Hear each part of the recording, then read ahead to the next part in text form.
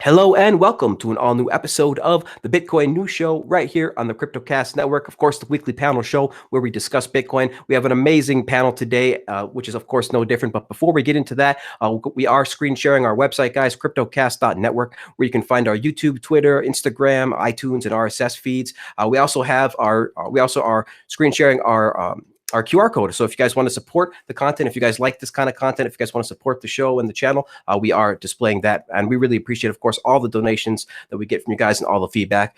We did have the Understanding Bitcoin conference, guys, over there in Malta. I hope everybody had a great time. I just wanted to let you guys know that that the live streams are up, so you guys can check that out. If you didn't get a chance to physically make it, you can see the conference day 1 and conference day 2 there on the understandingbtc.com website. Everybody had a great time, guys. That conference sold out. Tons of amazing instructors, tons of amazing demos. Really encourage everybody to check out those videos. Lots of great information.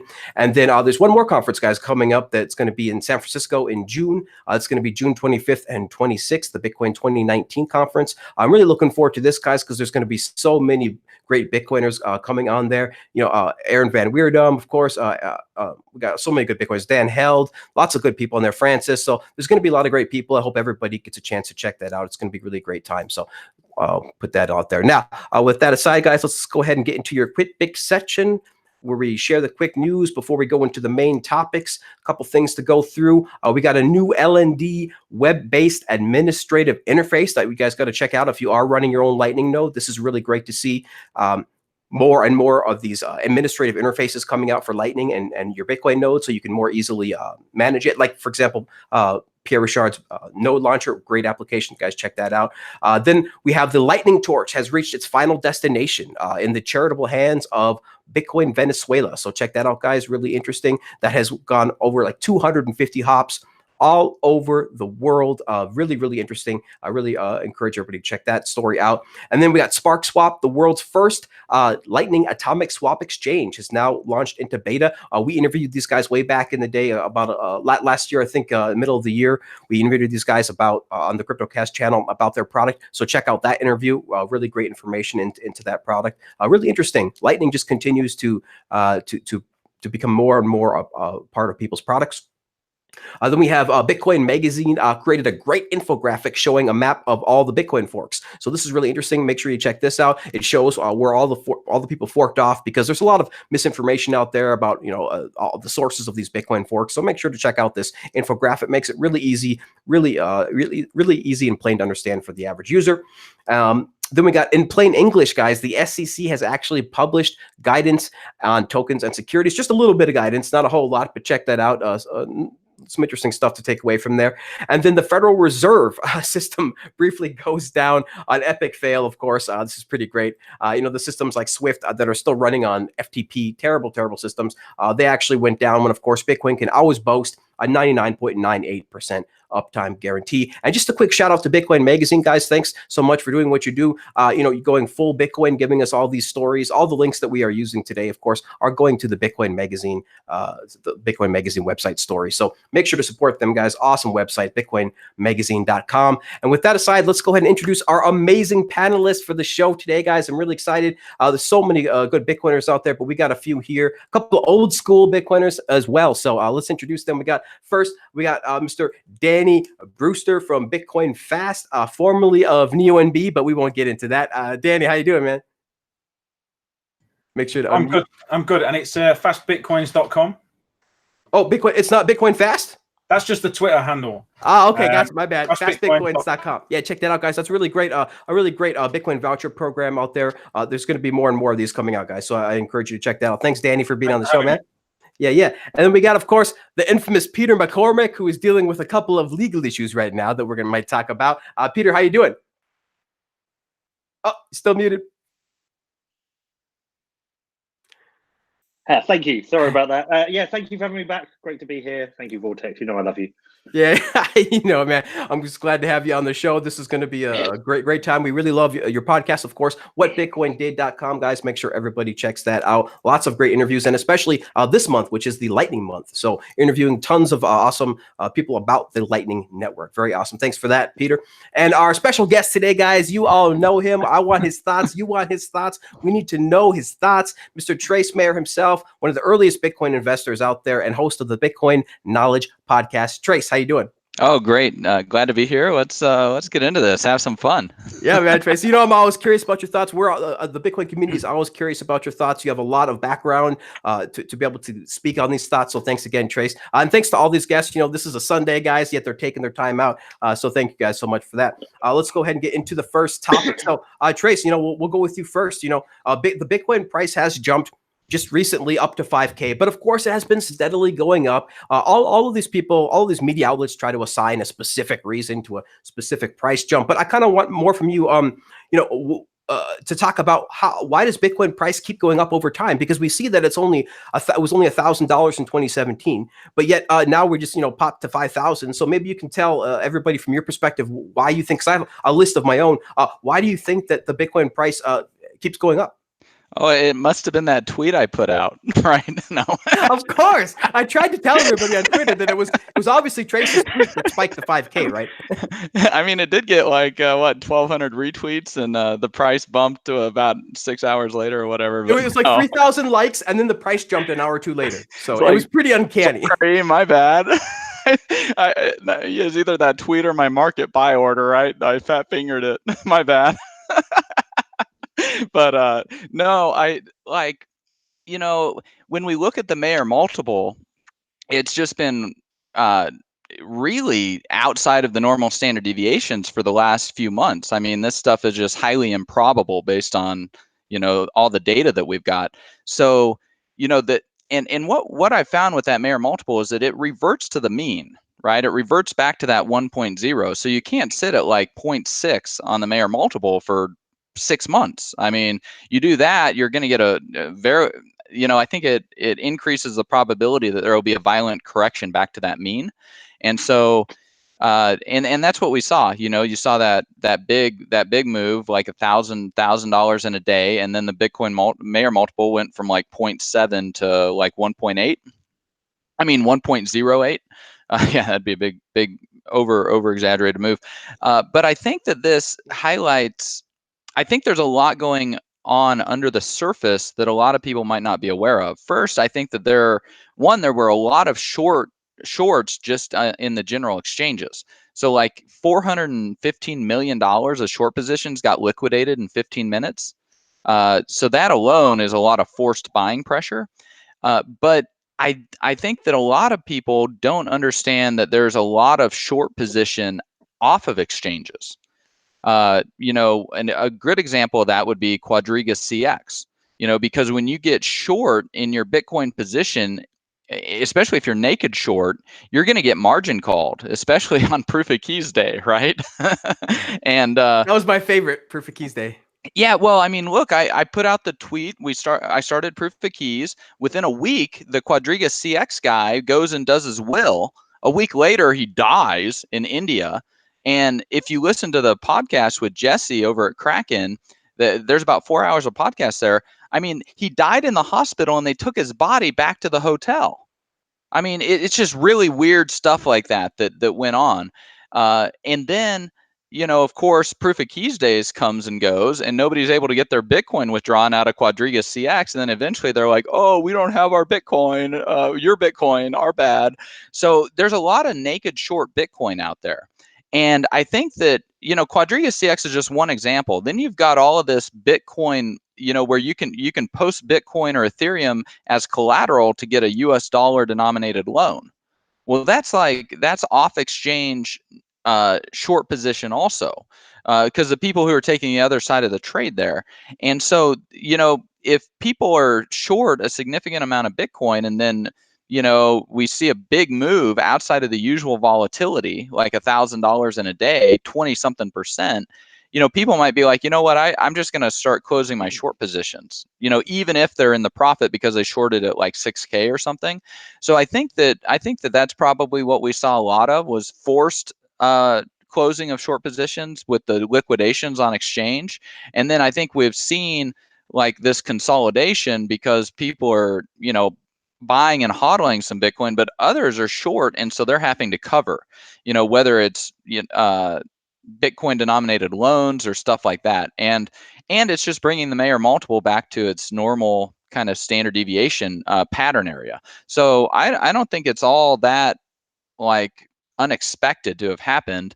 And yeah, I mean, looking forward, I don't think we're necessarily going to see another big move, but who knows? I've been wrong. I think we're going to see more consolidation for a few months as that big move gets kind of worked through in the market, and people are getting their balance sheets like re-geared for like a $5,000 Bitcoin as opposed to like $3,200 Bitcoin.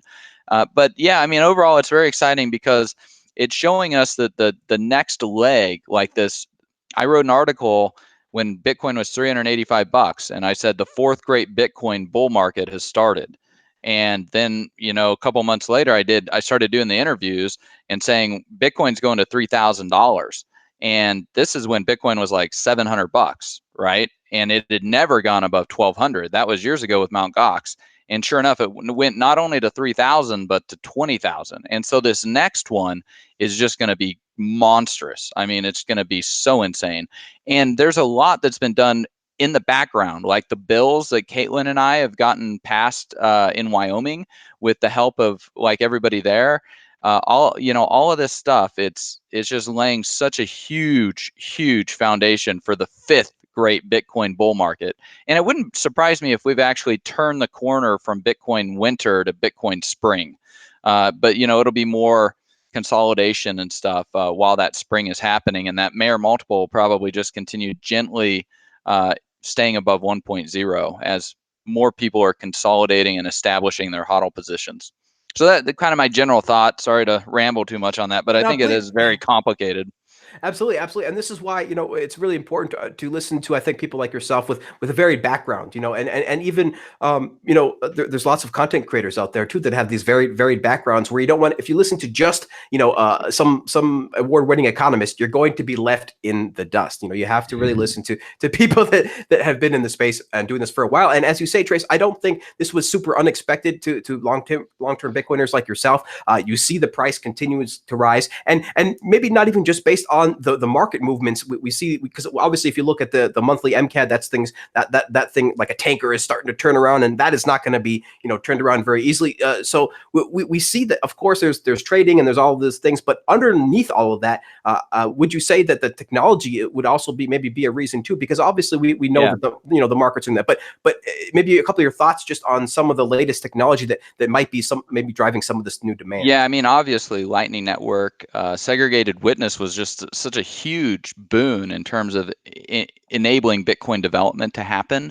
But yeah, I mean, you hit on like all these world of award-winning economists, or what, I mean, whatever these bloviators are. I mean, I don't know. I don't like I've called publicly in advance every single Bitcoin bull market from when it was like a quarter, right? Like scoreboard. And you know, I was actually crunching some numbers, and if you bought Bitcoin in March of 2012, so $5 Bitcoin, like pretty much anybody could have done that because that was after the first big bubble that ran to 32. So like it got out in the press, everybody kind of knew about it. If you bought $1,000 of Bitcoin in March of 2012, and then you took those Bitcoin and you invested them in Kraken shares in the Series A round of Kraken, in March of 2019, 7 years later, your stake would be worth $16 million. $1,000 to $16 million. Okay, 7 years. You invest $1,000 in Berkshire Hathaway in 1964. 55 years later, your $1,000 is worth $16 million. 7 years versus 55 years. You know, because the economists, I mean, they just have opinions. But like Warren Buffett, he's actually got a scoreboard. Like he's good, right? But like, you think you're the greatest investor in the world? Like, prove it. Where are your returns? Where are your calls? You know, like prove it.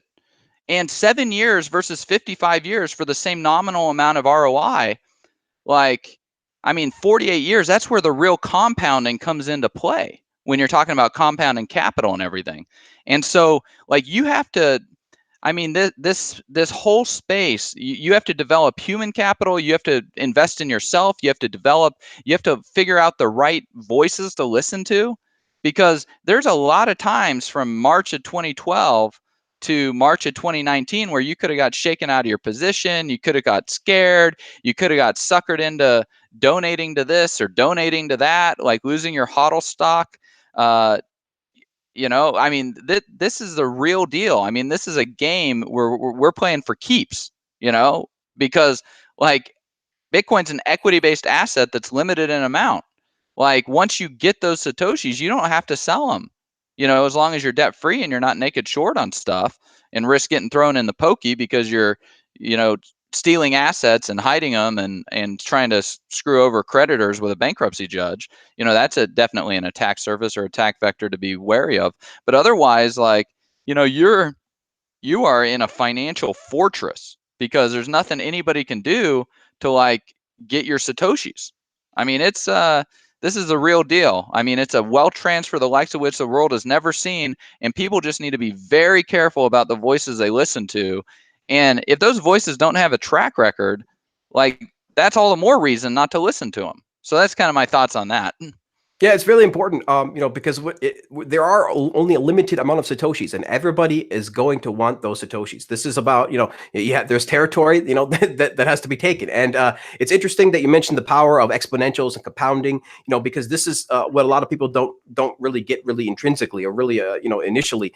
They don't quite understand those network effects. And of course, we look back at the internet and we see the power of network effects. So maybe go with Peter here. I'm going to ask you, Peter, a couple on your thoughts on this, because we all can't be economists and lawyers and have such have high IQs and things like that, right? But like me and you, Peter, we're just content creators. We tried to do our best to try to tell people what we think. I'm just a web developer. I'm not a blockchain developer. So I try to interpret things in my own way, and you try to interpret things your own way. But a lot of people want these exact things to ascribe to these price bumps. And, I think on your show, you do a pretty good job of telling people the importance of why this is important beyond the price. And so maybe you can just give us your thoughts on like, what does this price rise mean to you? Why do you think this happened? And your thoughts on why this is going on.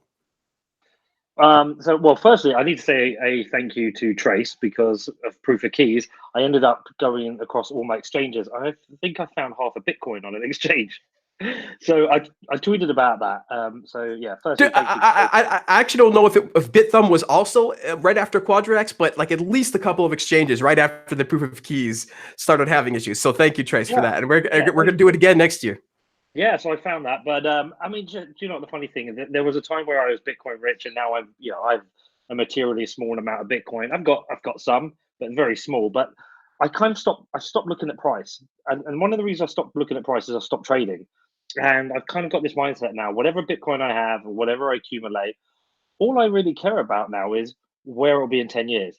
Like, I just don't care about price rises now. I'm not going to try and play the market. If there's another bull run and there's another dip, I'm just going to ignore it. Because the way I see it now, I've got 20 years till I kind of hit retirement age. I'm just going to work, try and pay off my mortgage, and what I can. And then, you know what, in 20 years, when I kind of want to retire, hopefully Bitcoin will be at a place that it gives me a retirement.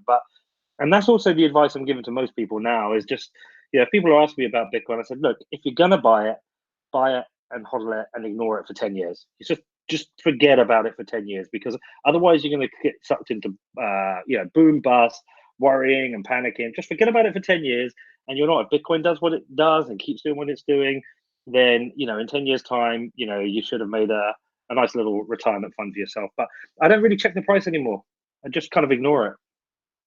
Yeah, it's interesting that what Bitcoin does to your brain, it makes you into this long-term thinker, right? Like it makes you start thinking about 10, 20 years. I don't know about you, Peter, but in my mid-20s or to my late, even close to my late 20s, I sure was not thinking about 10, 20, 30 years down the future. When I found Bitcoin originally in 2012, it started like rewiring my brain. Do you share this craziness? Yeah, I mean, but it's rewired my brain in a different way.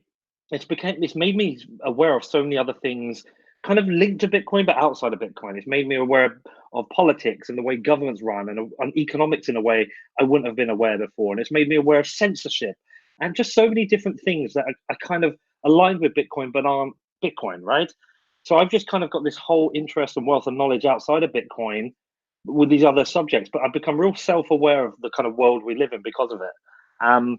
And the more time I spend looking at subjects or working on interviews and researching things, the more interested I become about just how the world kind of operates, how people deal with each other, how things are managed, how people interact with each other. And less I give a fuck really about money or personal wealth. I mean, I've got a very good ability to make money and then screw everything up, but I've done multiple times. And I'm probably about to do that again with Craig Wright, and that's fine. But yeah, I don't worry about the price anymore. Bitcoin for me is a long game. It's a 10-year, 20-year thing. Like what I have now, I'm going to sit on that and not worry about it too much and try and focus my head space in other places. Absolutely. Well, great comments, Peter. It really is important to kind of to look at the long term, to remember this is going to play out over decades. I try to remind everybody this is, some of the people here have been here for a long time. Trace has been here from the beginning. It's really important to think about this stuff long term and not so much of this quick thinking, because there's a lot of these altcoins and there's a lot of these projects. They're really good at advertising. They're really good at marketing and selling you on the idea of buying into this project means you're doing something better for the world. But at the end of the day, there's a lot of good philosophy, a lot of good books written about there about saying basically, look, if you have to help yourself before you can help everybody else. If you're if you're not helping yourself, you're not able to help those around you. So great points, Peter. Let's go with Danny here. Danny, you've been in Bitcoin for a long time as well. You've seen this. You've seen a lot of things come and go, of course, with Neo and B. You've seen a lot of different people a lot of different characters in the space. I mean, what are your thoughts on this Bitcoin price rise? Is this something that you expected way back when you were first starting Neo and B? Did you expect these kind of prices? And what are you seeing? What are you seeing Bitcoin now? What are you seeing for the reasons of this price rise now? Just to echo what Peter said, I don't really look at the price too much for beyond checking what the company is buying and selling at. It's not something that I manically watch anymore. After the 2013 bull run from Mt. Gox up to 1200, it kind of wears you down checking the price every couple of minutes or so. But these days, I've kind of realized that I am no trader. I had to write our back end to integrate with some exchanges, and I just realized, oh my God, it's been so long since I've done any of this. What are all these new order types? We've got longs and short. We've got short positions, and we can like margin trade and stuff. No, it's just not for me. And when anybody contacts me these days saying, "Oh, should I buy a Bitcoin?" First, I tell them no until you've read up about it. Secondly, I say if you are going to buy it, buy a little bit and then just put it away for a long time. Don't look at it. Don't get engaged or emotional with the price. If you come back and check the price and you realize that you've made so much money and you start losing sleep over it, you're probably overexposed, so sell some.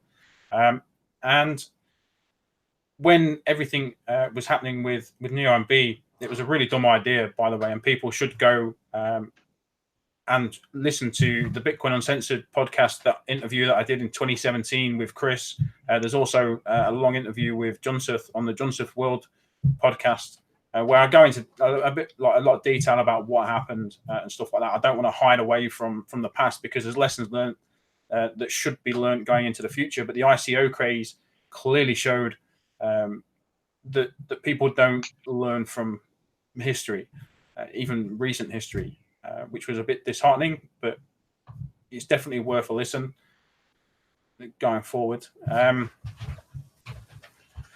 But with Fast Bitcoins, my entire premise was to build something to be able to put a little bit of Bitcoin in a billion people's pockets. So that was the goal from the outset, and the way that I personally would like to see Bitcoin going to change the world, to give a lot of people a little bit of financial sovereignty. So with regards to the recent run-up, it doesn't interest me. Come back in 10, 15, 20 years' time, we'll see where we're at. But it's all good fun when people start posting Lambo memes and things like that. But I do appreciate people like Trace, and there is a massive aspect and benefit of having the speculative users of Bitcoin in the space, so we can build businesses and things to make Bitcoin really useful, which is a disagreement me and yourself have had a couple of years ago, Vortex. I remember on Twitter me decrying speculators, but I do have a lot more respect for them now. Awesome, man. Yeah, it's crazy because, you know, oh, sorry, Peter, if you could mute. I think, yeah. Okay. But yeah, so I think it's crazy. You know, people underestimate a lot of times this network effect. You know, Trace goes into it a lot of times with his 7 network effects. You know, speculation is a very, very, very important network effect, and it's absolutely really important to drive these cycles and bringing more and more people in and just growing the actual ecosystem. But of course, at some point, it is going to eventually to stable off, and then of course it'll be about as boring as talking about the dollar at that point. But yeah, Danny, just there is so you do see do you see then a lot more of because you're starting a Bitcoin company with fast Bitcoins, do you see a lot more Bitcoin companies starting up out the right way, and do you see a lot of feedback from that video from that interview for you allowing educating people, you know, on what happened? Not really. The ICO craze kind of went to show that people are still stupid, as I was back then. There's no point beating around the bush. Sure, you could make a quick few dollars if you get it just right, but there's a lot of people left with the pants around their ankles following that ICO craze and the altcoin booms and things. We've seen these. So why don't people learn these lessons? But that's generally a human problem, I would say. Yep. And of course, now we got greed gets the better of them. Exactly. And now we got IEOs and STOs and other stuff. So it's going to be all sorts of fun. Okay. It's crazy stuff. Real quick, I just want to get my points in on, you know, some of the reasons why I think that Bitcoin continues to go up, why we continue to see this. And then we'll go to the next topic. But real quick, look, the biggest thing to take away is that the price spiked in like a few hours, right? It spiked to 5K. But what has actually changed with Bitcoin over these years? What is actually getting better? And we look at so many things. We see further optimization of the layer 1 with better block with better block propagation with things like fiber. We see SegWit activated on layer 1. We see further decentralization of mining. We see Lightning Network. We see Liquid Network. We see these big projects bringing on more liquidity, like Liquid, like the Liquid Network. We see further institutional investment when they look at all this. We have more and more better wallets every single year coming out. And this year alone, there's been a huge amount of Lightning wallets that has actually come out. That's been really great.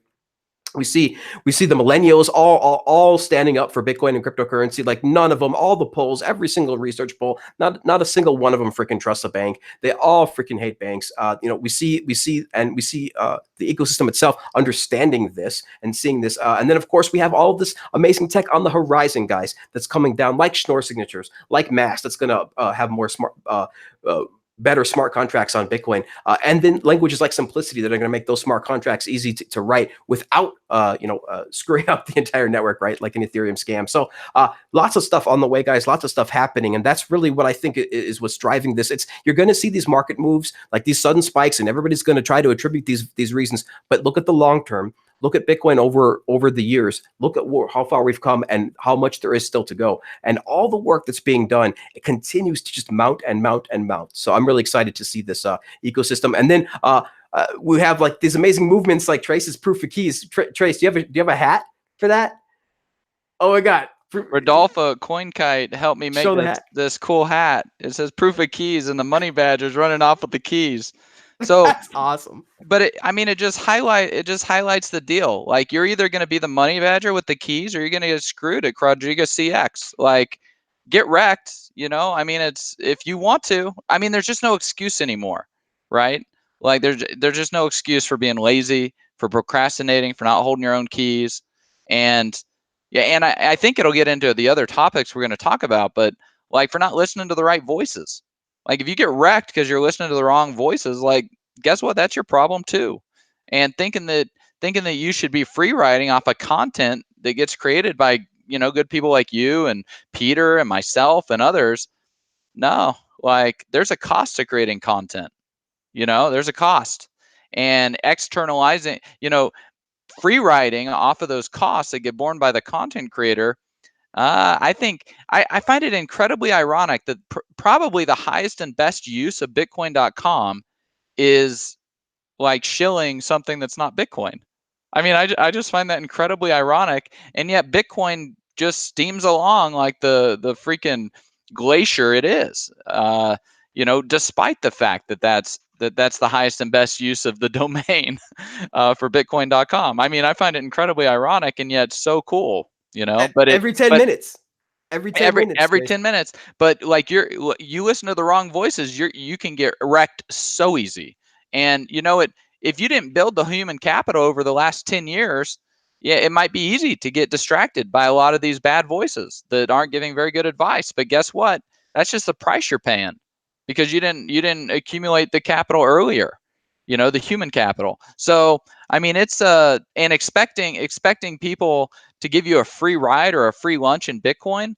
I mean, like myself, I did it out of like an altruistic, kind of like a founding father with the U.S. Constitution type of motive.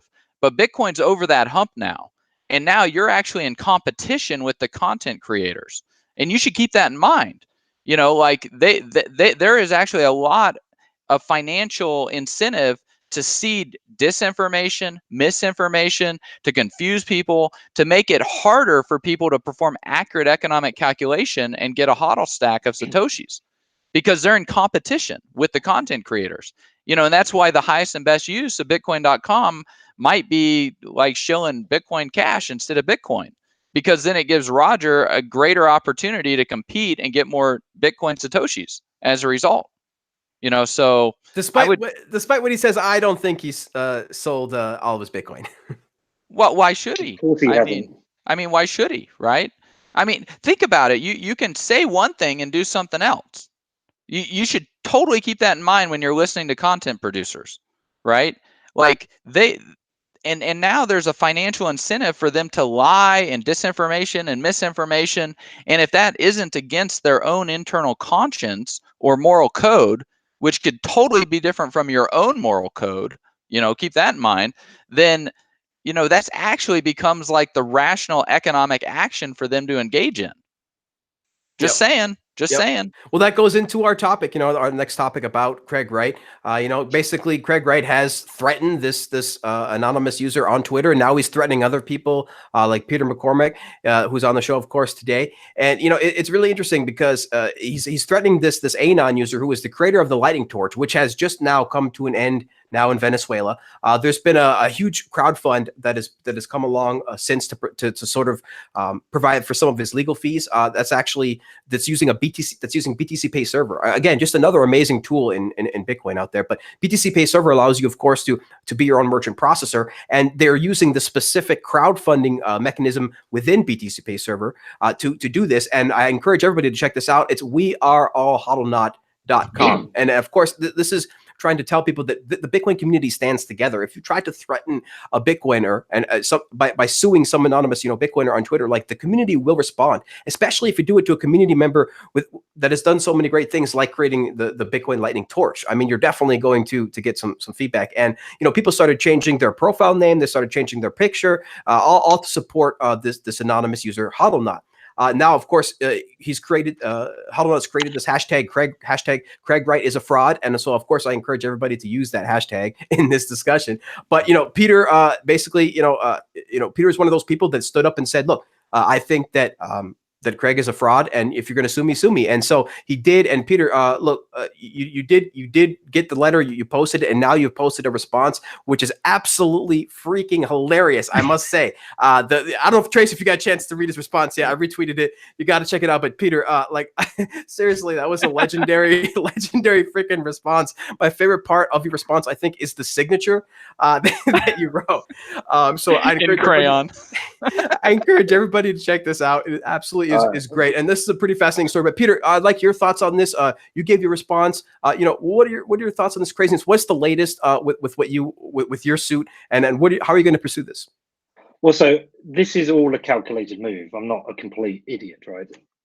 So what happened was, I spoke to Hodlnaut quite early on after he was issued papers by Craig, and what I kind of realized was, you know, how he was going to deal with that, which is totally cool. I totally respect him. You know, he's anonymous. He wants to protect himself. I'm not anonymous. So I thought there's only one way to deal with this, and that is to get it all out in the open. because I wanted whatever the legal papers were to be out in public for people to see what they are. And also, how often are we going to let this absolute moron continue to lie and bullshit about being Satoshi, pump his fake crappy version of Bitcoin, and threaten and bully people? So I kind of did a calculated bet. I was like, okay, so let's confront him. Put it out there. Let's go to court. I'm totally up for going to court. Let's once and for all either prove you are or you aren't. Even if you are, who cares? But let's get it out in the open. And what's the worst that can happen? I'm not rich. I'm not wealthy in any stretch of the imagination. So my downside is I lose my house, right? I get bankrupt. Okay, wipe the floor clean. I'm sure I can borrow a couple of Bitcoin from the community and get myself up on my feet again. I'm not worried about that. It's a very small loss to actually deal with something very important. And therefore, I was like, screw it, let's do it. Let's have it. Let's go to court. None of this bullshit. None of this threatening. None of this out of court settlement. If you are serious, let's go to court and let's do this, right? So I put it out there.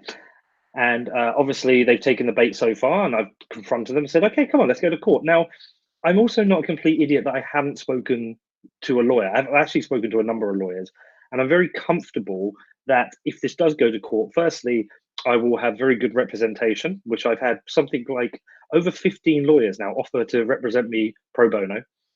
I'm also very confident it's a win-win situation and a lose-lose for Craig. So just say he wins a court case on any form of technicality. He doesn't do anything to improve his or the BSV reputation, okay? But if he does lose the case, which he almost certainly will, because there is a mountain of evidence that he is a fraud, and then hopefully that wipes BSV off the map. I'm pretty sure, having spoken to a couple of people, that exchange listings are going to be removed, hopefully very soon, which is going to be very cool. And, so it's a calculated bet. It's a calculated bet that I actually don't think it will go to court. I think if they've got any form of decent legal representation, they're going to say to you, do not take this to court because you're not going to win, because they will almost certainly lose. But if I do lose, it's a small loss to actually kind of deal with something that needs doing. So let's do it. Let's go to court. Let's have it. I think what they were counting on is they were able to bully everyone with Calvin's billions to be scared shitless, or we've got bigger lawyers. But I'm the kind of, I'm like, I don't give a fuck. Let's have it. I'll go to court. I don't give a shit. I'll happily go and stand in court with a lawyer and put on the table every single incident of you lying and fraudulently claiming things that are completely untrue. It's not even debatable. There are pages and like mountains of evidence of times he has fraudulently claimed things that aren't true. So let's have it. Let's go to court. And I'm almost certain, because also the other thing is, like, I'm a nobody. Like, Bitcoin is so much more important, but this is an attack on Bitcoin. And you've seen how everyone's rallied, and everyone will rally. And hopefully, once and for all, we can put this fucking moron out of business and out of this ecosystem, because he does nothing but cause damage. And do you know what's actually quite funny? Just Trace will like this. So, funnily enough, someone sent me a video today as a side point, and it's a video with Trace, a couple of guys I don't really know, Nick Szabo, and the fucking moron on a screen behind him. You must know the video, Trace. Trace looks much, much younger. And he's not in a suit. Yeah, so that was the first time that Nick Szabo appeared publicly. Right. Yeah. Okay. So much interesting body language in that interview. But yeah, no, let's do it. Let's go to court. Let's have it out. Let's, if you are Satoshi, prove it. If you're not, then okay, jog on. See you later. But we cannot allow this moron to keep tricking, because he tricked me at one point. I was tricked by him at one point. I think a lot of people can easily be tricked, but after a couple of years, you're not. So we just need to get rid of this moron. Yeah, it's a great perspective. From my opinion, it's a win-win for you. This is going to be a lose-lose for Craig if he actually decides to go to court with this and then loses. I mean, BSV will surely get delisted. With it proven court that the dude's a fraud. So yeah, that's going to be interesting to see. So great points, Peter. I'm interested to see how Fake Satoshi responds to this. And again, this is all just kind of for fun, guys. In a bear market, obviously, this Bitcoin doesn't care. Bitcoin's going to keep going, as we've said, every 10 minutes. We have the most amazing developers that are working on Bitcoin that don't that aren't here shooting the shit on a live podcast, of course. But this is still important. So as Peter said, this is important important for people to understand that you can't go around bullying people like that. You know, you are going to get pushback from a community as close as Bitcoin. So great points, Peter. Danny, I want to hear your thoughts on this, and then we'll go back to Trace. But Danny first, you know, you've been in some crazy situations yourself, Dan. You know, you've experienced the wrong end of the media and various things like that, and so you kind of understand maybe a little bit what's going on. Maybe you can give us your perspective on how you think this is going to play out, why you think he's doing this. I mean, and maybe what are your odds on Peter winning? I've actually offered Peter to represent him, dressed as the chick from Legally Blonde. I don't know if you've seen the message, but no, I've seen it. That offer is there because I know from personal experience he's got no case. This isn't going to court, or if it does, it'll just be funny. And if even if I'm not representing him dressed in drag with a big blonde wig, I will be there dressed as a clown. But the whole Craig Wright thing it just needs putting to bed. And I think Peter is right in taking the approach that he is taking, because we all have to remember that we're all Satoshi except for Craig Wright. And just to say on the Hodlnaut issue, Hodlnaut doesn't actually like me personally. He was involved. He backed Neo and B, and doesn't like me. Believed a lot was what was written in the media and things, which is his right to do so. But I do wish him all the best, and I hope he is getting the good end of all the support that the crypto Bitcoin Twitter has shown him going forward. And I wish him all the best, and hopefully he can come back because he does provide some brilliant insights into Bitcoin. But the one question that I have regarding it all is, what has Craig got on Calvin that Calvin keeps throwing his money behind this fraud that is Craig Wright? Probably a good question. He's probably, based on some images that have been shared on Twitter, he's probably got a damning video or something about him. Who knows? Right.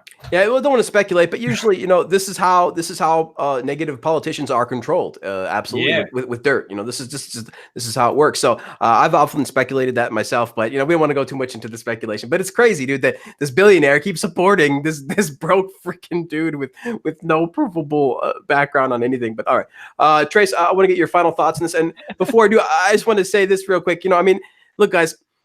If you want to actually prove that you're the creator of a coin, you can. It's really, really simple. You know, you just take the private key, you sign a digital signature, you sign a text and create a digital signature. Satoshi Light has done this already, guys. Charlie Lee of the Litecoin has already done this and shown how easy it is way back in 2016. You just just go ahead and actually use your private key if you have it. Now, clearly, fake Satoshi has chosen and opted to not do this years later still. And so this, of course, is why one of the main reasons why we see it. But there's many sites now popping up actually showing all of the different lists of why Craig Wright is a fraud. So, you know, you can check those out. StopCraigWright.com is a great one. And I tweeted one the other day.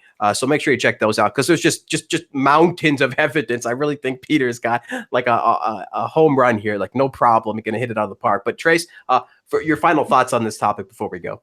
Yeah, so in the chat, Danny said it shows that you possess the key that was used in the Genesis block, but it doesn't give you proof that you created the network. But it is definitely much stronger circumstantial evidence that you may have versus not being able to sign a message with that key, which, you know, I think is one of the reasons that Vitalik went after Gavin Andreessen. You know, when Gavin was like falling for the Craig Wright thing, it's like, really, you're that gullible?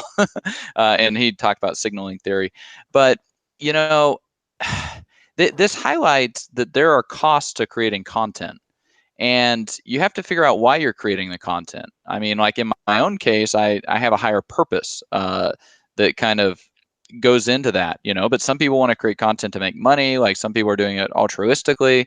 Other people are doing it as like a hobby because it's a lot of fun to be in the ring.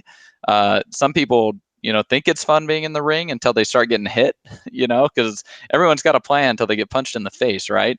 And like take Roger Ver, for example. You know, Roger and I, we've been buds in this space for a long time, and he kind of, we had differences of opinion on Bitcoin Cash and everything. And, you know, and we've kind of drifted apart because of that. But, you know, I've never really attacked Roger, and definitely I haven't attacked him personally. However, I did put out a tweet that I suppose was a little bit, could be considered a little bit tasteless. And that was basically, I took Roger's video where he talked about Mount Gox having funds. And I said, what would you rather have? Proof of Roger or proof of keys? Like, you know, what would you rather have? And I guess Roger like didn't really appreciate that, I mean, that video got like 100,000 views or something, you know? So, and yeah, it makes them kind of puts them in a bad light, but really it's just showing the bad advice that comes from like following proof of Gavin or proof of Craig Wright or proof of Roger versus just holding the keys to yourself, you know, like, and so there are costs to creating this content, and I'd like to illustrate some of these costs with something that I was involved in. So one of my friends, he had a whistleblowing website in the mortgage lending business. And he thought he was doing the good work, you know. He was holding these fraudsters accountable and stuff. Well, he got sued by one of them who was convicted of securities fraud. The guy, like, it's no case. The guy was a convicted security fraudster. But he had made millions of dollars off of his frauds, along with some other people in the industry too. And guess what? So they sued him. Well, me and a couple friends of mine who are also attorneys, we helped on that case pro bono. And like, lawyer hours aren't free, you know, but we wanted to help on this freedom of speech case. And it actually went to the New Hampshire Supreme Court, and we won and like protected his freedom of speech, which was part of our altruistic motive. But at the end of the day, like, he just got inundated. He just kept getting sued and sued and sued by, in some cases, convicted security fraudsters, until eventually, you know, like, you know, we understand that that's his hobby, like blowing the whistle on fraudsters, but it's not our hobby defending him in court. And eventually, you know, we kind of got tired of that. And at the end of the day, they were able to drain all of his cash reserves, run his business into the ground, and he basically had to choose a new profession because like it wasn't profitable to be blowing the whistle on these fraudsters. And he didn't have enough financial resources to kind of do it as a hobby. And so, you know, I learned from that, you know, you want to be very careful, like who you're picking fights with and why you're picking the fights, and whether you really are willing to take that much financial damage potentially in fighting, wrestling with the pigs. And, you know, Saifedean, he talks about this. He's like, you know, if people are going to go running off buying some altcoin or whatever, they can just get wrecked, you know. And people, like, I mean, think about it. All these Satoshis that get donated to help go fight against Craig Wright, like, that's part of people's hodl stack. I mean, when Julian, and we'll get to Julian Assange a little bit later, but when Julian Assange, like, you know, when his $50,000 of donations turns into millions and millions of dollars worth of value, like, that's people who donated could have had millions and millions of dollars worth of value. You know, so this time preference change that Saifedean talks about, like, it can become very expensive to be funding other people's hobbies to warn against fraudsters and scamsters and other people like that, when the benefit accrues not necessarily to the content creator, but to the person that's supposedly being warned, that's probably too dumb to hear the message anyways and is still going to get wrecked. So, like, to what end are we wrestling in the mud with the pig? And then, like, in my case, you know, for the most part, I just ignore a lot of the voices because there's an unlimited number of voices in the space. And so how do you choose the ones that you're going to direct attention to and even talk about and give oxygen to? And I'd prefer they be good voices or even better voices or even the best voices. You know, instead of spending time and attention on a black sinkhole that isn't going to generate any positive ROI in terms of money or human capital, why not devote that time and attention and effort to something that could be helpful? Like listening to Saifedean or Caitlin or, you know, other high quality content in the niche. So, you know, these are all questions each individual gets to answer, but that's how I kind of look at it. And then as far as delisting like BSV, I mean, I own part of Kraken and we trade BSV and I earn trading commissions. And so BSV actually, like, I make money off of that. I mean, like, I'm not eroding my HODL stack. You know, I'm increasing my HODL stack because of the trading revenues that are happening with BSV, and I'm not like chasing windmills or whatever. And so, you know, that's another thing to keep in mind is like, you got to be kind of, you know, do I agree with what Craig Wright or Roger or some of these guys are doing? No, not really. Am I willing to allocate financial resources to fight it? No, not really. Am I willing to make money off of it because other people are willing to trade those coins or whatever?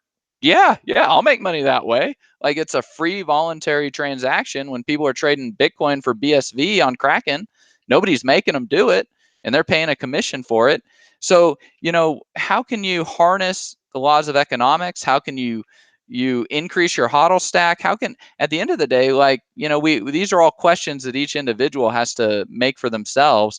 And so that's a little bit about how I kind of approach it as opposed to other people in the space. It's like, look, I understand it's a fun hobby being in the ring. I love being in the ring. And I've been in the ring in this game like since it started, you know, and I punch back and like it's fun. But am I willing to like go get in some long protracted lawsuit to be in the ring? Nah, not really. Like, why? To what end? Yeah, it's interesting. I mean, you're kind of more like playing fifth dimensional chess there, Trace. I think above like more than the average person, because you know there's a lot of people that don't quite understand that if you don't know you're the product, then odds are you are probably the product. You know, I mean, you see all these there's a lot of these BSV people that think that it's Bitcoin and think that they're doing good things, but at the end of the day, you're pretty much just like being made off of money off of people who are involved with exchanges on the trading fees. Like that's all that you're actually contributing. So it's good to bring it back to the economics, Trace, like you do, so that people can understand that, look, you can actually take, you know, feeling out of this and just put this back to the economics, and the economics always point to the truth, right? So if you can finally if you can look at all of the players on the, well, I muted myself. If you can look at all the players on the board and see what's going on, then you can make better decisions. But if you're just overwhelmed with too much noise over signal, you are gonna make some bad decisions. So yeah. And like right along with this point, like keep in mind, like the battlefield of ideas, you know, it's really fun because you're impacting like how people think and the decisions they make in their life. And so you have an impact, and I love running into people at conferences and that tell me like, you know, I've been following your stuff for years. You've made such a difference in my life. It's been so helpful. Like that is very rewarding intrinsically. But you have to remember, you know, the marketplace of ideas, it's a battlefield for kings. You have to have monetary sovereignty, you know, just like politics. Otherwise, you're going to be kind of, you know, you're the puppet on the string as opposed to the sovereign like warrior on the battlefield.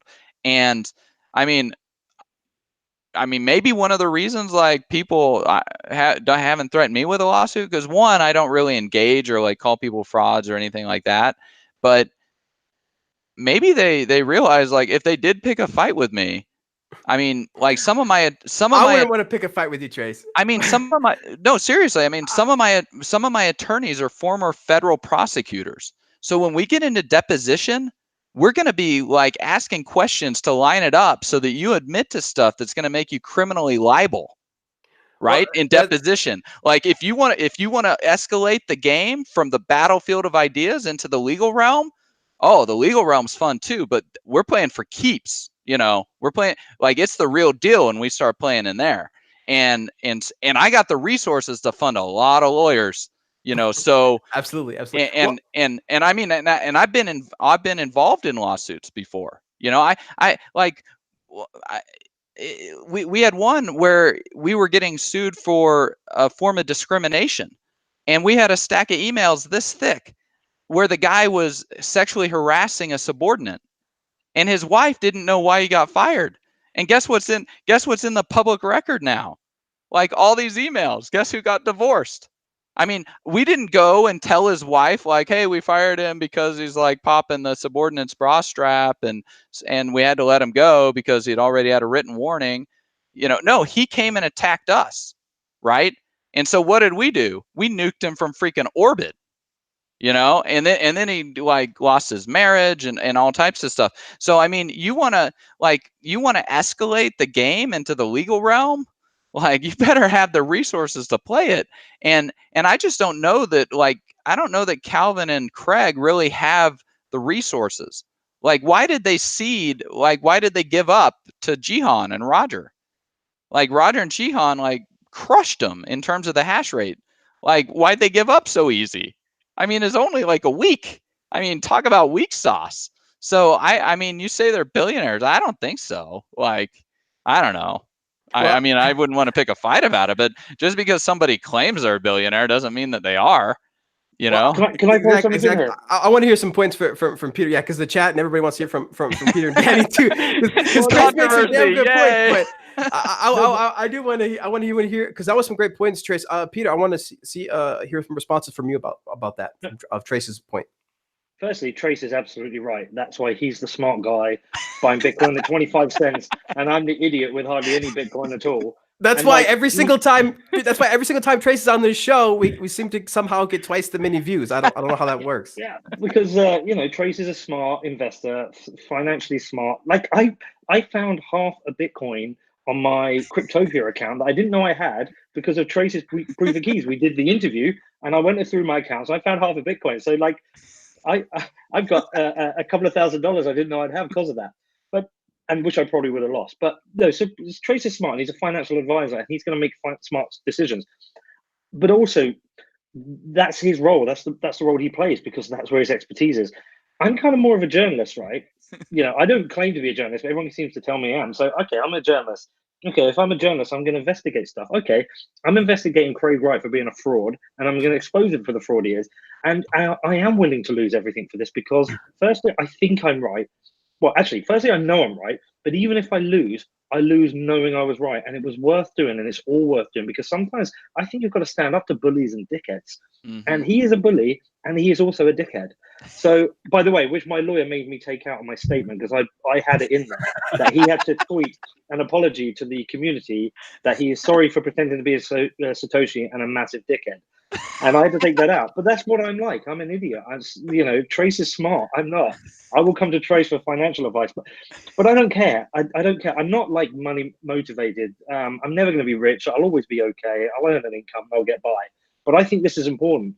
I think it's important to shine a light on such an idiot. And I think it's important to get rid of him. And look, I don't actually hold massive issues with Roger, right? I mean, he's done a lot of terrible things, right? But I'm not going to go after him like this, because there's something very different about it. Because whilst Roger is clearly lying over and over, he's doing what I think he believes is right. For someone like Craig Wright, this is all about the power control of a sociopath. And every kind of interaction he has, everyone you watch him, he just loves to be in charge and control a situation. He's a bully, and we need to get rid of him. And if it takes a moron like me to get rid of a moron like him, then fine, fuck it, I'll do it. I don't care. Let's have it.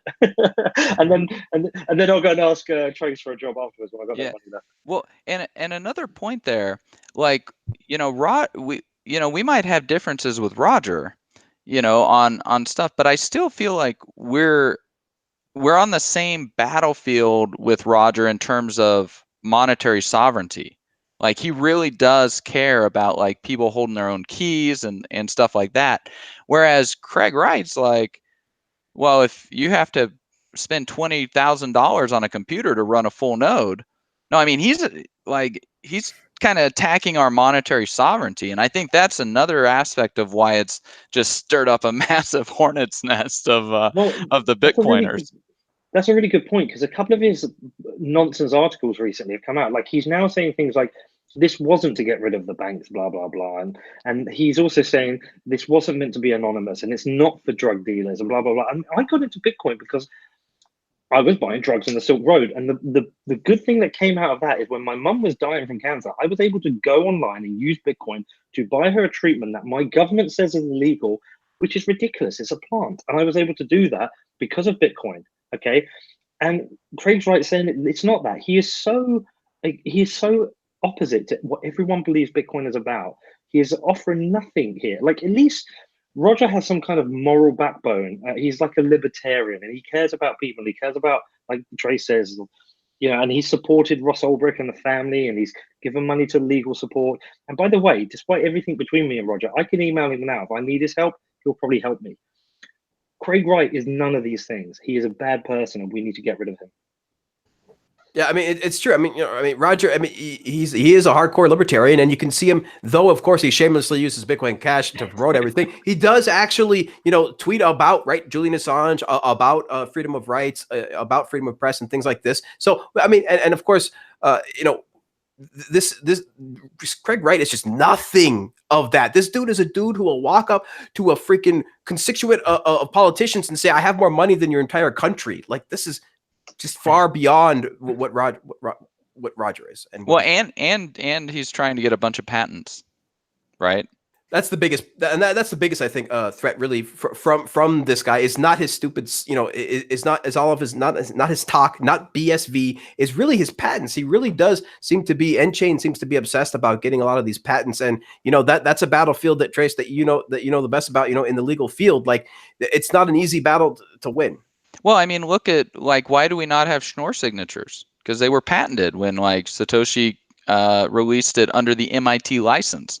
Like, Bitcoin's about being free and open, not locking stuff down and threatening people with the government's gun, right? And I mean, you're going to do that with patents. You're going to do that with lawsuits. Like, being a bully with the government's gun. I mean, I don't get me wrong, it's not my fight, but I understand why people would be incredibly, like, upset with it and want to do something about it. Absolutely, absolutely. Danny, we'll just get your final words in here, man, before we move on. You've been pretty quiet. I want to get your final words on here before we move to the final topic. I just want to say Peter is 100% a journalist.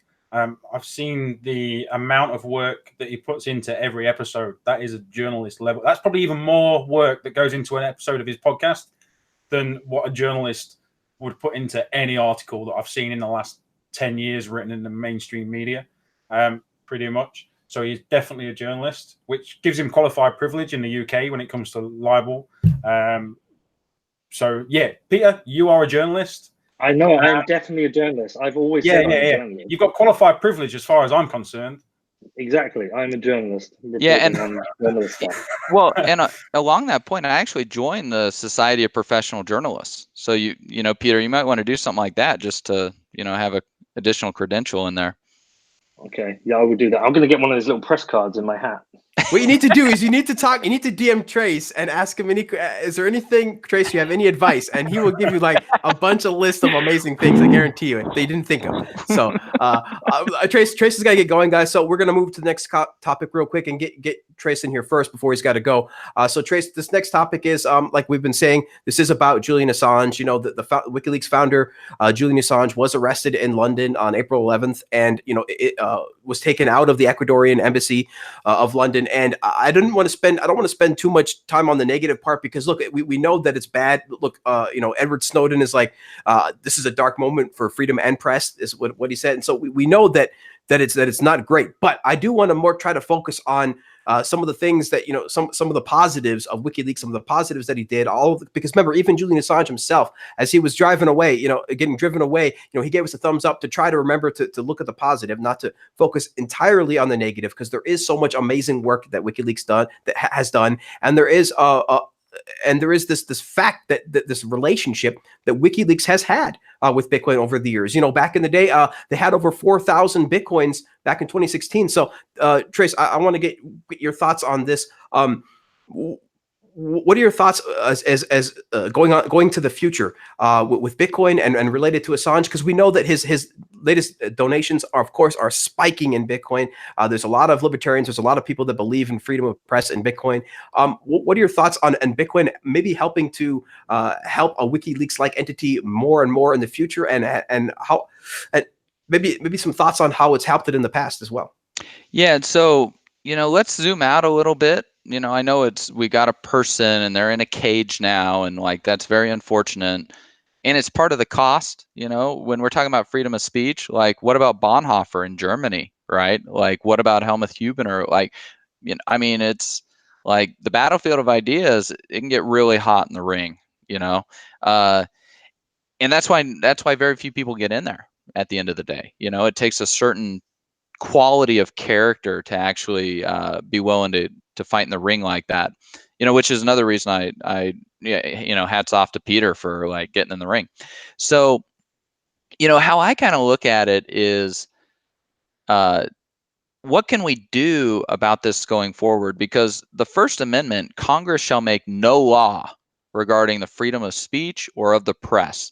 I mean, it's the only profession that's specifically protected in the U.S. Constitution. Why? Because the spread of ideas and all of this is so vitally important to a free and open society. Like, it's a critical core value that we hold in the West. And it's a reason why we're where we're at, with Isaac Newton and Leonardo da Vinci and Copernicus and Galileo. And, just it's why we're not living in squalor anymore, is because we have this spread of ideas and we're able to do science. But part of doing science is having cat pictures and having people like Julian Assange. And so, going forward, if we want to maintain this type of luxury existence that we have, which we have to have freedom of speech in order to do, because then we can have trial and error and we can discard the bad ideas and have the good ideas. I think what we need to do is we need to be building the tools that lower the cost to generating the content. So building the censorship resistant tools to spread the ideas and the information. So instead of having a centralized Twitter that you can get shadow banned or banned from, having a decentralized version that you can be sending money through on retweets or stuff like that. There's a lot of stuff that we can build, that cryptographic tools that we can build in order to do these types of, spread these types of purposes. So yes, it's good, I suppose, to donate, but that's going to erode the hodl stack. Keep that in mind. But if we got time and effort and stuff, why aren't we building stuff like Diaspora? The open source, decentralized, censorship resistant alternative to Facebook.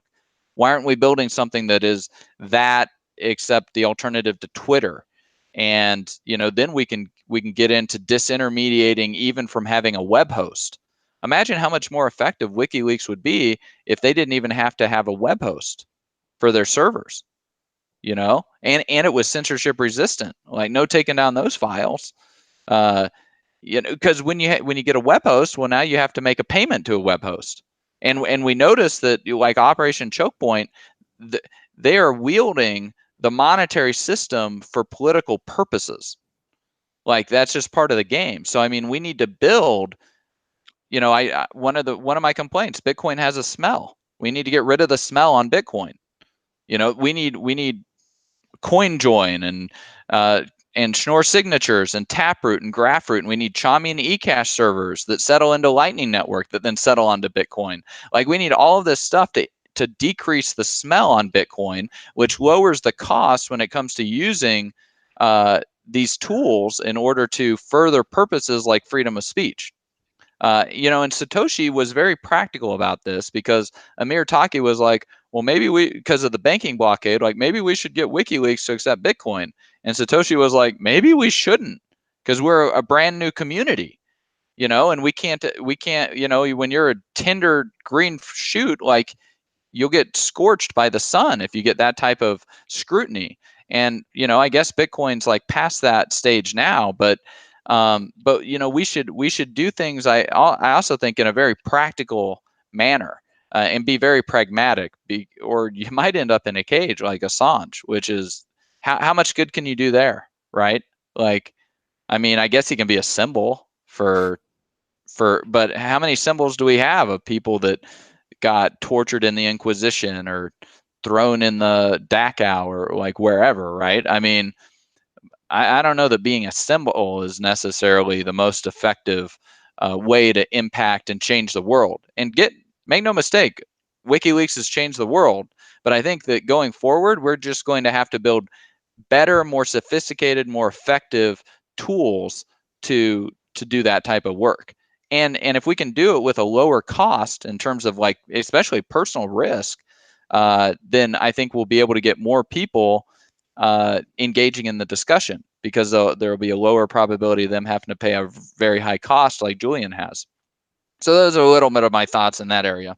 Yeah, I mean, it's important to keep this high level, you know, and that's what I really want to do. I don't want to focus too much, like you say, bring it down to one person. I do want to kind of focus on the macro and everything like that, so we don't get you know, too bogged down with this individual. Like you say, it is more about, you know, the message. It's not so much about the person, because like you say, there's just not much you can do as a martyr. Like we already have lots of those in history, and we need to build better tools. In fact, you know, there's all sorts of serverless technologies that are being developed, decentralized technologies, IPFS. This stuff is coming, and it's coming in a big way, and we're seeing more and more demand for it as more and more people get deplatformed from Twitter. And so I think it's gonna be big. But Trace, and also, like, hey, guess what? Ross is sitting in a cage, and you know, some people are thinking like he'll get out. No, the only way he's getting out is a presidential pardon, because he lost his appeal. He is done. Like he's not getting out except with a presidential pardon, and that's probably not going to happen anytime soon. So yeah, I mean, keep in mind, like, you don't want to be in a cage, you know, and if you want to live in a free and open society, we all have to be part of it. You know, we all have to be like building the code. We have to be funding the building of the code. Like we have to be auditing it. I mean, it's like freedom isn't just free. You know, the founding fathers paid a tremendous price to establish the rights that we have. You know, and every major right in the U.S. Constitution has been chipped away or trammeled or otherwise like attacked by the centralizers who want to centralize power and be control freaks on society. And we all of us have to individually fight for this stuff if we want it. You know, and guess what? Freedom, it's going to increasingly become a luxury good. All the different types of freedom. So you're going to have to be able to afford it, or you're just not going to have it. You know, and that's why I think it's so important for us to build technologies like Bitcoin and other stuff that lower the cost for freedom. Because personally, I want to live in a free and open society. Like that's the type of society I want to live in. I don't want to live in China with a credit score that, you know, you can't get on a train or an airplane because you made a tweet about someone's dog or whatever. You know, you ever see that movie Enemy of the State? Like, I don't want to live in that.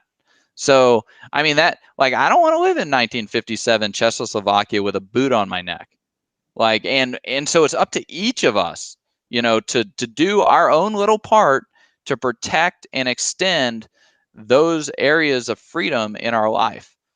And if you think you're just going to free ride off of like all the freedom that everybody's already kind of got for us, well, guess what? It's rapidly been eroded over the last 100 years, and it could get really nasty with all these firewalls and like the Great Chinese Firewall and the internet censorship resistant and like 5G and changes to the internet protocol routing and stuff like that. I mean, this is serious stuff, you know, and pretty soon there will probably be some type of war on general purpose computing. And then guess what? You'll only be able to generate private keys on a computer that like passes certain government standards, where there's a back door where they can steal your money, right? So I mean, like, this is serious stuff that we're talking about. You know, it's not just Julian or it's not just Ross. I mean, this is just a world that we live in, and what type of world are we going to create? And Bitcoin, fortunately, he who has the gold makes the rules, and Bitcoin's transferring wealth into new hands. And so hopefully those new hands, those new elites will push for a new type of world, one that they'd rather see built than what's currently out there. Absolutely great words, Trace. Absolutely fantastic. Thank you so much, man, for being on. I know you got to go, but I mean, damn, that was just such a good speech. This is so important for people to understand that this is what's happening, guys, and we hope that Bitcoin does get transferred into people that will make a better world, because that's what I'm betting on with Bitcoin. I think that's what Trace is betting on, and the rest of us here. So definitely keep that in mind, guys. This is, build the world that you want to see, because in a digital world, it has never been easier to take away freedoms. And it's really helpful to be really rich in order to do that. So hey, like, that can be part of your purpose for getting really rich. Like, no problem being really rich. Like, get rid of that idea, because like if you're poor or you're in a cage, like, you can't impact the world as much. And if you've got good purposes and good motives, like, let's be really rich, and then we can do a lot of good with that. Anyways, peace out. I got to go pick people up at the airport. So thanks so much, guys. Trace. Trace says hashtag stack the sats, people. Thank you so much, Trace. Thanks, guys. Keep up the fight. Nice, Trace. Yeah, Trace, man, is an awesome warrior on this battlefront of money that this is, man. This is I like to say this is a new global financial renaissance, and it is, but it's also a freaking battle for ideas. This is there's going to be a lot of people that are going to try to make the world in their own image, and we hope that that the wealth transfer into Bitcoiners' hands will be able to make that world better. So that was freaking awesome. I'm going to let Danny go first, respond to Trace and to the topic. So go ahead, Danny. What are your thoughts, man? Before we get into the whole, I've walked the path that Assange has walked with extradition and all of that. The biggest problem that we face isn't going to be the government trying to shut us down and stuff like that. The biggest problem that we face is the fact that the average person is willing to trade up absolutely every right they have for the illusion of security. That is our biggest issue. Right now, you can say to somebody, especially in Britain, we're lucky with like the financial infrastructure that we've got and things like that. Oh no, that won't. Venezuela won't happen here, and things like that. We're too advanced for that. That will never happen, etc., etc. And it's those conversations that it's a case of, okay, we'll visit it in 20, 25 years. We'll see what the state of affairs is then. See, if we're in a cashless society, Bitcoin is cash for a cashless society. When we've got negative interest rates, which can only be enforced with a cashless society, then we've got Bitcoin. Bitcoin becomes truly cash then. With Lightning and whatever else comes after it. But so for me, the biggest problem that Bitcoin has for changing the world right now is, as I say, the average person just isn't. They're not in our bubble. They don't get it yet. The vast majority of them have no real need for it beyond speculation and the store of value that could grow over a longer period of time. So yeah, I think what Trey said, but with that. education, man. Yeah, education, and maybe more huge events that are probably negative in the world, which I don't want to see, but could happen without wearing too much of a tinfoil hat. So we'll see, and then we can get into the whole extradition and how much one Assange costs. Right? Yeah, go ahead. No, let's get into that. Go ahead, Danny. Oh, one Assange costs $4.2 billion. I believe that is what the IMF granted in a loan to Ecuador 2 days after the arrest occurred. And the strange thing is the only crime that Assange has actually committed and been charged with is skipping bail. He failed to report to court after being granted bail. The European arrest warrant was dropped by Sweden. Then, so the British police have gone into the embassy, arrested him for failing to answer bail, and now the US have thrown this charge at him around offering to brute force some password in support of Chelsea Manning and stuff. So yeah, it's just goes to show you how fucked up the world is that one Assange costs $4.2 billion. Because if them two events aren't connected, yeah. I mean, it's clear. And so, you know, this is how it works. And before I comment further, I just want to say, guys, I mean, for some really good in-depth coverage, you want to check out real journalists like Block Digest and, you know, and other channels like that. But this is just what we're thinking, and our comments on it. I'm trying to keep this high level, but guys, this is absolutely the game that we live in here. 2 days after Assange got arrested, Ecuador gets a $4.2 billion loan from the IMF. This is the world that we live in. This is the game. So we understand the game, and this is why Bitcoin is here. This is why Bitcoiners are such hard asses. This is why we are such hard asses. This is why we're so quote unquote toxic. These are the stakes. These are the stakes. Billions and billions of dollars, government control, power. You know, these are the actual stakes that Bitcoiners talk about and think about every single day. So this is why, you know, we're not all jumping around with unicorns and stuff like Ethereum conferences, because this is the stuff that we think about. You know, Julian Assange's arrest, you know, Snowden, you know, Ross. This is why we're in Bitcoin, and it's just so important to bring it back to this macro level, as Danny did, to understand this, that, you know, IMF loans, and this is the game at the macro scale. And that's what I wanted to talk. That's what I wanted to talk a little bit about, and try to bring the conversation around there, to understand that, look, we can't just focus on Assange. Assange is just the latest victim in what has actually been happening for decades. Bitcoin is the only solution to what is actually happening to Assange. And so that's why I wanted to get the panelists' thoughts. And Trace, of course, did that in spades. So thanks so much again, Trace, for your thoughts on that. Peter, I want to go to you now on this topic for Julian Assange. I mean, we know it's a sad day. It's definitely a sad day. But again, we look at the light, we look at the positive, we look at how much WikiLeaks has done, we look at what Bitcoin has done for WikiLeaks, and we look at what Bitcoin is going to do for the world moving forward. What are your thoughts on how this is going to affect maybe WikiLeaks or WikiLeaks types of organizations in the future? Yeah, it's a very complicated subject, very, very complicated subject, because geopolitics going everywhere. Well, Crazy. yeah, I mean, look, there is absolutely zero chance that the US government is going to be particularly happy about WikiLeaks sharing the kind of content that shares. So they're obviously going to go after him. They're obviously going to want him extradited, and they want to charge him.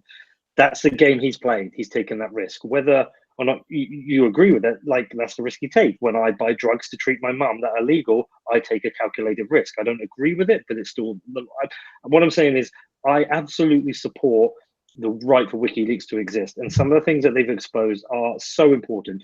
You know, only recently, again, I saw the footage from the helicopter where they essentially assassinated journalists. I can't remember, was it Iraq or Afghanistan? I can't remember. But, you know, and that reminded me of the kind of information they've made available. I do think, as a side point, and it's the kind of thing that I find very difficult, is finding the truth in everything. So I support WikiLeaks' right to exist. And I absolutely appreciate the work and the risk that Julian Assange has made and taken. But you always hear two very polar opposite views. You hear one view that what he's done is great, and it's brilliant, it's great for freedom and liberty and freedom of information, blah, blah, blah. But then you can also hear arguments that, you know, there are dangers associated with someone like Julian Assange. Now, I support the freedom of information. I think it's better that information is out there. But at the same time, do we just ignore the fact there are outstanding charges of sexual assault against him? Do we just automatically assume this is some conspiracy to take him down and these are invented charges? Do we automatically assume these women have lied? Or do we show some amount of respect to say these are women who have claimed to be sexually assaulted, and should he stand trial for this? And I find that's the really most complex bit, because I just find that area itself very complex. Another area I find very complex as well is the alignment between. So you have to look at somewhere like Venezuela, and Venezuela is absolutely being supported at the moment by Russia. And Russia seems to always support the most nefarious states. So they've supported Syria, who've murdered hundreds of thousands of their own people and their own population.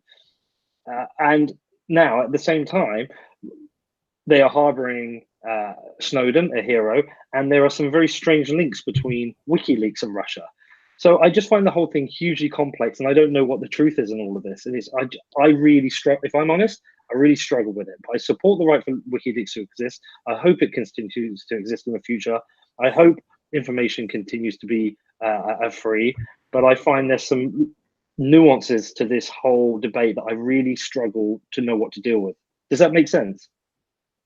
Absolutely. I mean, this is insanely complex stuff. This is why, this is why I've kind of thrown my life around Bitcoin, into Bitcoin, because I know that Bitcoin is the solution to all of this craziness. Like, it really is difficult, Peter, and I feel for you, and I think that everybody else here feels for you too. Like, especially people with 40-hour-week jobs. I mean, how are they literally supposed to pay attention to know, to actually find the truth?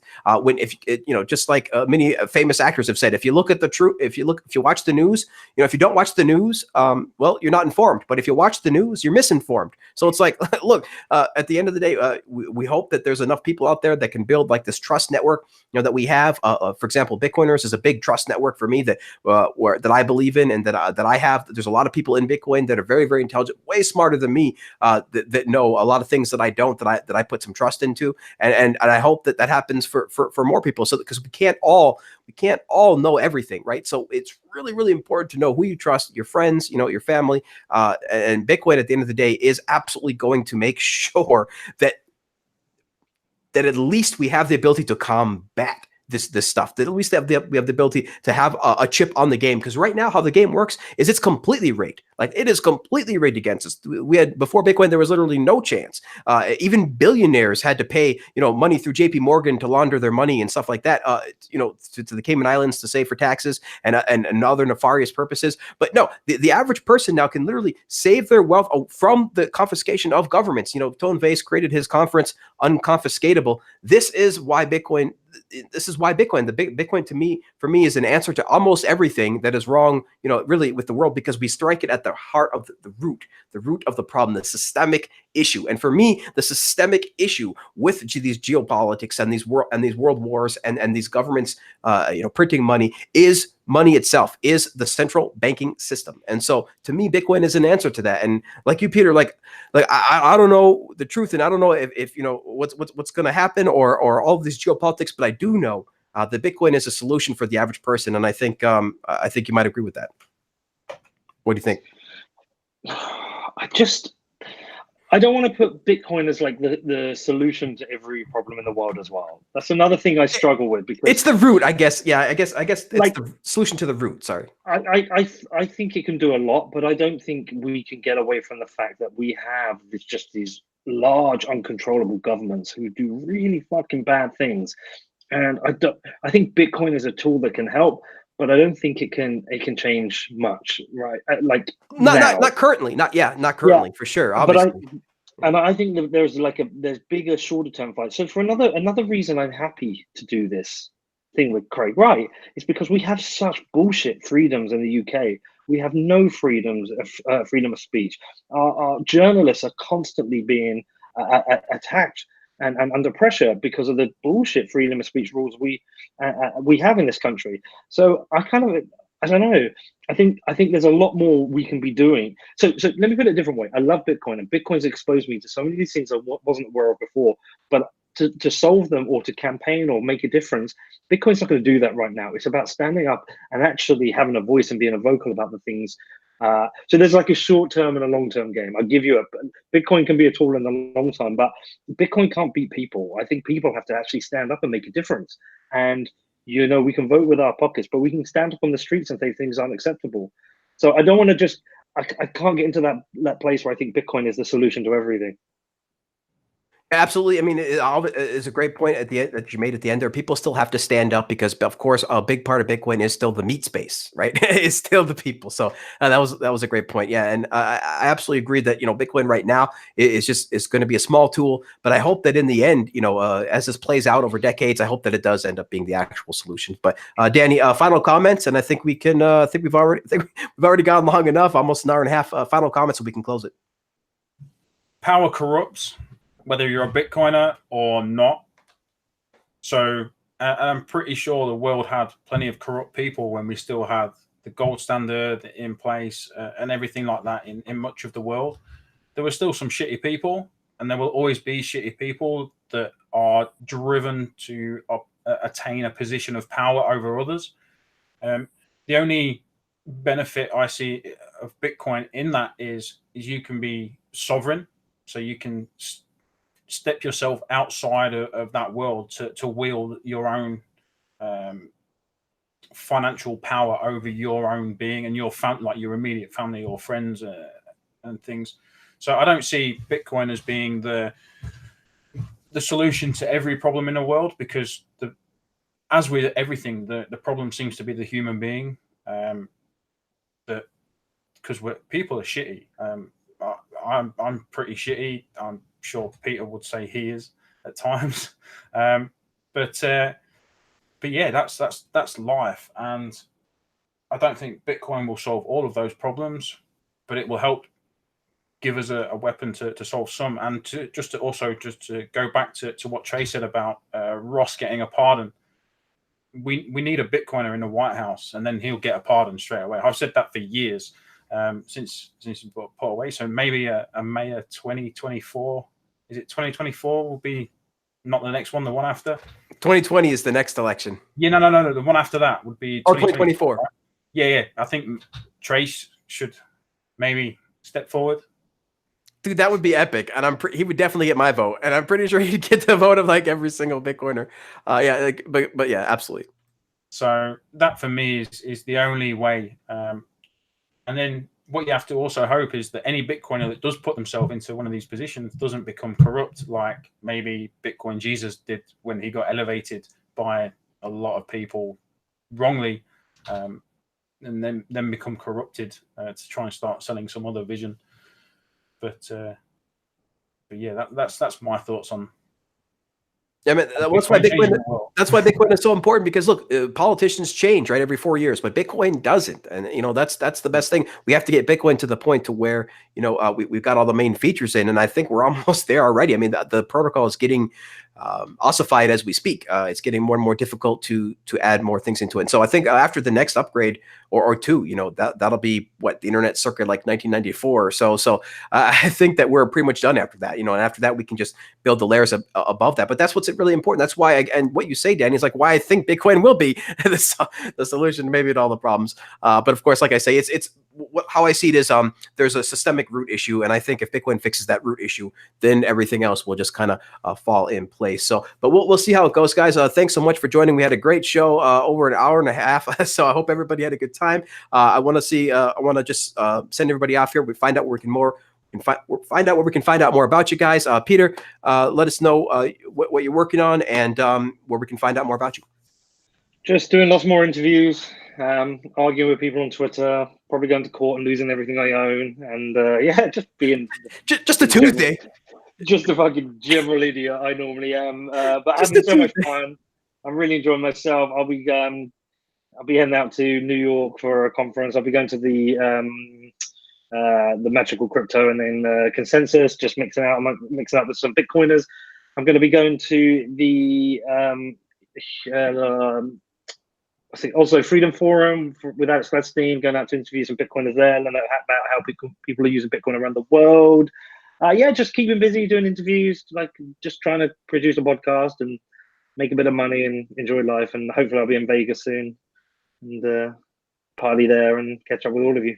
Well, man, there's Tone Vase's unconfiscatable conference, of course, will be back in Vegas again next year. So hopefully we get to see you there. Yeah, we had you there last time. That was great, man. I had a great time. We were on a media panel and everything. So that was cool. That was awesome, man. So hopefully we see you again next time. So thanks, Peter, man, for your podcast. I mean, the Lightning Month is killing it. I've loved every single minute of the couple of podcasts that are in there so far. So, man, we're loving it. Keep it up. Thanks, Peter. All right, man. Take care. Thanks for having me on again. Yeah, Danny, where can we find out more about you, sir? I'd much rather people know my company as we build it, fastbitcoins.com or at bitcoinsfast on Twitter. I'm BTC Danny on Twitter. And the only place I will be is growing our network of retailers and continuing to move house for the rest of this evening and tomorrow. So today has been a bit rushed. So apologies for the beautiful background. This was my former office where Fast Bitcoins was built in my loft space. It's the last piece of furniture that we've got in this entire house was my desk and my desktop. So we could do this tonight. So yeah, that's awesome. Man. Proper startup. Just yet. for the rest of the year. Maybe one in Romania. The Riga conference always falls on my anniversary weekend away with the wife, or the girlfriend, maybe soon to be wife. We shall see. So yeah, it's just a busy continuing to build, build. Awesome, man. I mean, building startups, dude, that's how you do it. It's building startups in the house, in the loft. That's a proper startup. I actually started building. I retaught myself how to code whilst I was on bail fighting extradition, and literally built it out from here. Whilst all that was going on, I had to be silent while everybody shit talked me for 2 years. Everybody forgot me, which is brilliant. It's great. I can go to conferences and you see like 1 or 2 people, like Tone. When I was in London, he's like run over. He's like, "Has anybody recognised you yet?" I was like, "No." He's like, "That must suck." I was like, "No, it's great." People forget. People have a crazy mentality. Do they forget everything after 24 hours? But for those that don't know, definitely, I encourage you guys to check out the podcast that Danny did just a couple years ago. Telling a little bit, giving some insights into NeoMB, because, like you say, you were literally, you couldn't say anything for a couple of years, and that's always tough. And so I hope that people check out that interview and check out Fast Bitcoins. Companies like Fast Bitcoins and Azteco, like these Bitcoin voucher companies, I think is going to be a really great win for Bitcoin. I hope more and more people start this, because I would definitely love to be able to just go to my 7-Eleven, pick up a couple of Bitcoin real quick and be done with it. That'd be awesome. That's what we're working on. Absolutely. There's also Rise Wallet. I believe they've announced today they've got a few locations in Toronto and stuff. I've not used it or seen it, but they're actually at market like us. Hopefully Azteco will get to market soon as well, and then we can start growing this out, and hopefully others will join in with the deliveries on the Lightning Network like us and stuff. But the future is just so bright, and there's so much to still do and so much to build. It's great.